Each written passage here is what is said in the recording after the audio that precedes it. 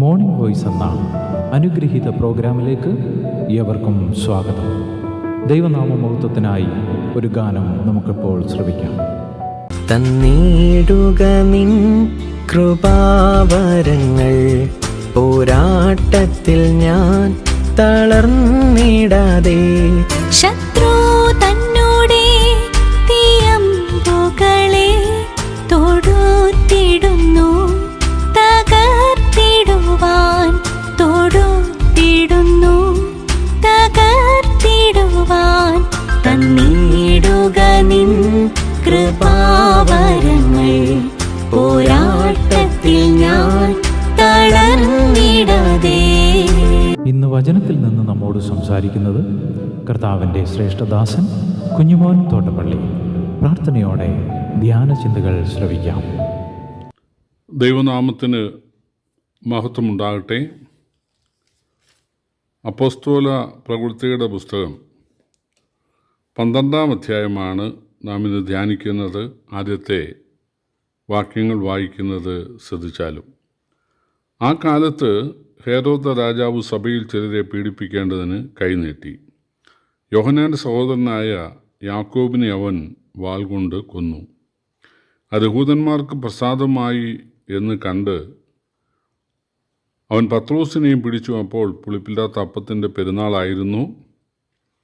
അവനെ പിടിച്ച ശേഷം പെസഹ കഴിഞ്ഞിട്ട് ജനത്തിനു മുമ്പിൽ നിർത്തുവാൻ ഭാവിച്ച് തടവിലാക്കി അവനെ കാപ്പാൻ 4 ചേവകർ ഉള്ള 4 കൂട്ടത്തിന് ഏൽപ്പിച്ചു. ഇങ്ങനെ പത്രോസിനെ തടവിൽ സൂക്ഷിച്ചു വരുമ്പോൾ സഭ ശ്രദ്ധയോടെ അവനു വേണ്ടി പ്രാർത്ഥന കഴിച്ച് പോന്നു. സ്തെഫാനോസിൻ്റെ രക്തസാക്ഷി മരണത്തോടനുബന്ധിച്ച് യാതൊരു പ്രക്ഷോഭത്തിനും സഭ തയ്യാറായില്ല. അപ്പോൾ ഇവർ നിരുപദ്രവ ജീവികളാണ് എന്ന് മനസ്സിലാക്കി യഹൂദന്മാർ വലിയ പീഡ അഴിച്ചുവിട്ടു. അതുകൊണ്ട് യെരുശലേമിൽ നിന്നും അവർ മറ്റ് സ്ഥലങ്ങളിലേക്ക് ചിതറേണ്ടി വന്നു. പക്ഷേ അത് ദൈവം നന്മയാക്കി തീർത്തു. പോയ വഴിക്ക് അനേക സഭകൾ ഉണ്ടാകാൻ ഇടയായി. ചിതറിപ്പോയവരിൽ ഒരാളായ ഫിലിപ്പോസ് പോയി ശമരിയിൽ പ്രവർത്തിച്ചു. അവിടെ നല്ലൊരു സഭയുണ്ടായി. അദ്ദേഹത്തെ സഹായിക്കാൻ പത്രോസും യോഹന്നാനും ചെല്ലാനിടയായി. അതാണ് നമ്മൾ 8-ാം അധ്യായത്തിൽ വായിക്കുന്നത്. 9-ാം അധ്യായത്തിൽ പൗലൂസിൻ്റെ മാനസാന്തരമാണ് പ്രധാന വിഷയം. 10-ും 11-ഉം 10-ാം അധ്യായം മുഴുവനും 11-ാം അധ്യായത്തിൻ്റെ ആദ്യ ഭാഗവുമൊക്കെ യെരുശലേമിലെ പത്രോസ് അപ്പോസ്തലൻ്റെ ശുശ്രൂഷകളുടെ കാര്യമാണ്. യെരുശലേമിലും അതുപോലെ പ്രജാതിയായ കൈസരിയിലെ ഒരു പട്ടാള മേധാവിയുടെയൊക്കെ വീട്ടിലും. എന്നാൽ 11-ൻ്റെ അവസാനം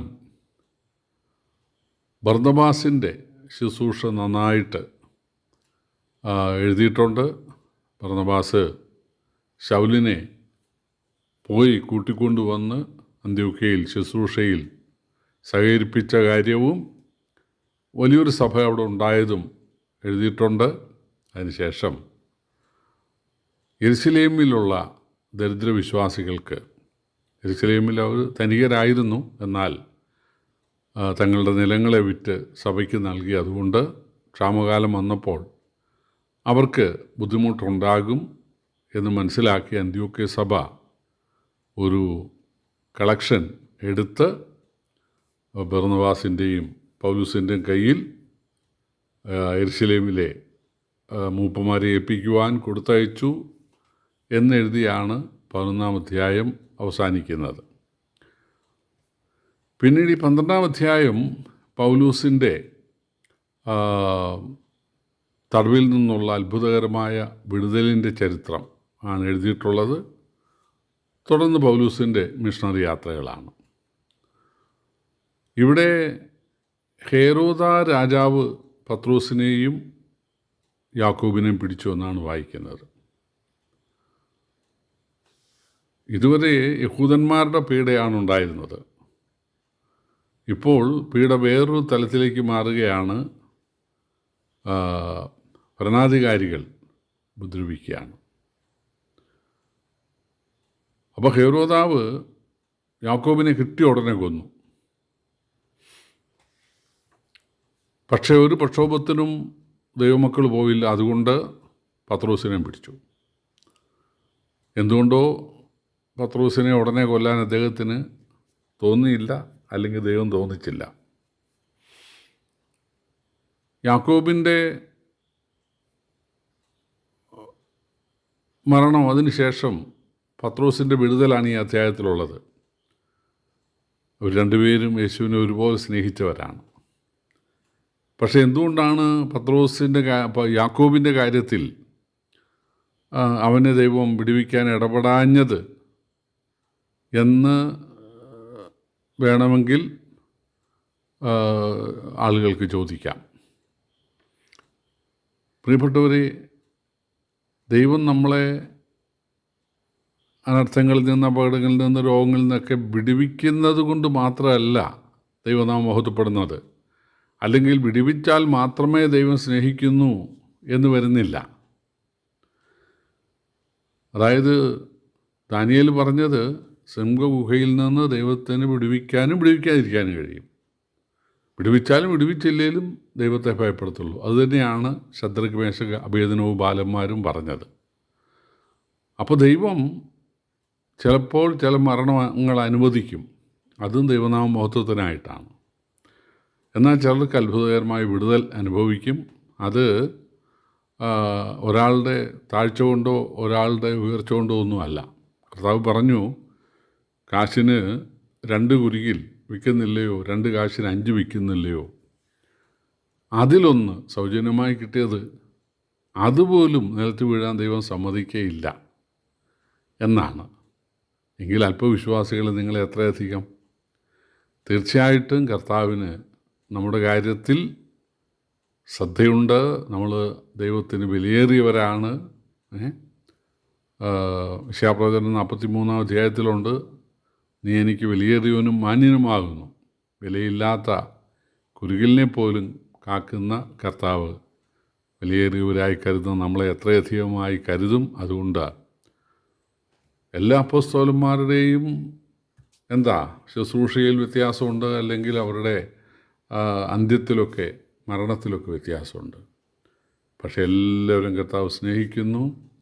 എല്ലാവരെ കൊണ്ട് കർത്താവിൻ്റെ ഉദ്ദേശമുണ്ട് എന്ന് മാത്രം മനസ്സിലാക്കാൻ ദൈവം നമ്മെ സഹായിക്കട്ടെ. കർത്താവിൻ്റെ വിലയേറിയ നാമം വാഴ്ത്തപ്പെടുമാറാകട്ടെ. ഇതുവരെ ഞങ്ങളെ ശ്രദ്ധിച്ച എല്ലാവർക്കും വീണ്ടും വരുന്ന കർത്താവിൻ്റെ വിശുദ്ധമായ യേശുക്രിസ്തുവിൻ്റെ നാമത്തിൽ ഞങ്ങളുടെ സ്നേഹവന്ദനം അറിയിക്കുന്നു.